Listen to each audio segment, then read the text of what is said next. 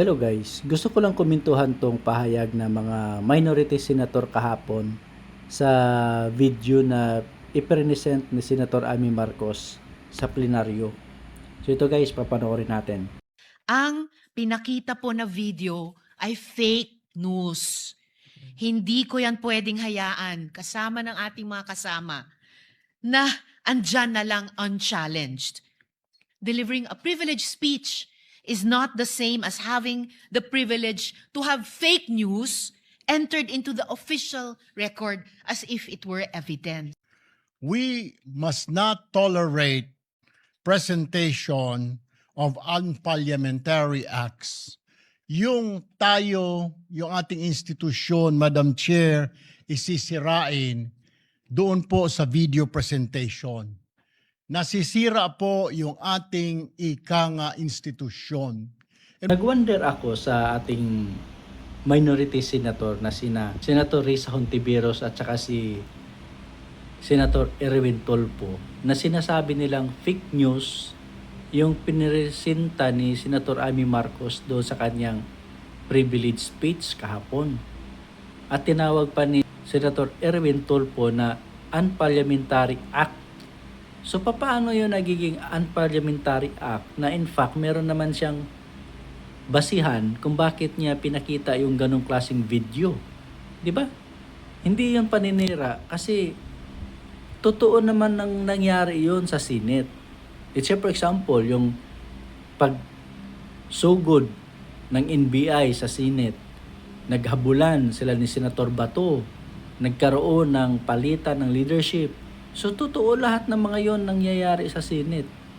So saan yung unparliamentary act doon? Saan yung accusation doon na sinabi ni Senator Amy Marcos towards sa inyong institusyon? 'Di ba? Wala.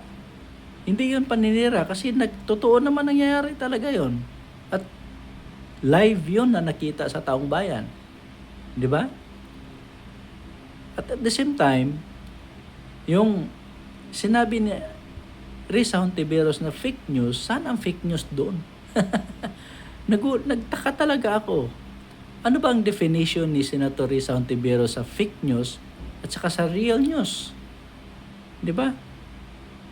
Kung ang punto ni Senator Risa Hontiveros na fake news is yung nagkaroon ng meeting sina Tito Soto at saka si Speaker D sa isang hotel, hindi naman yung fake news kasi kinonfirm naman mismo ni Senator Soto yun na nagkaroon nga sila ng meeting, di ba? So paano yun nagiging fake news?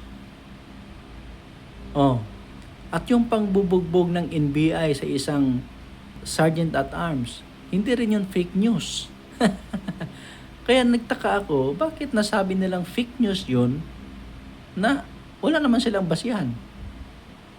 Lalong-lalo na yung nagkaroon nga ng pag-usap about changing the constitution, sina Tito Soto at saka si Speaker.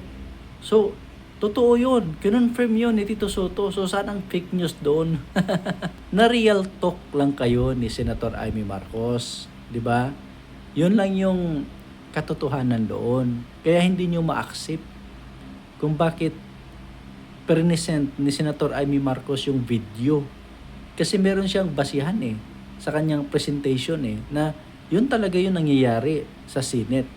So hindi yun siya fake news, di ba? Very clear naman yun.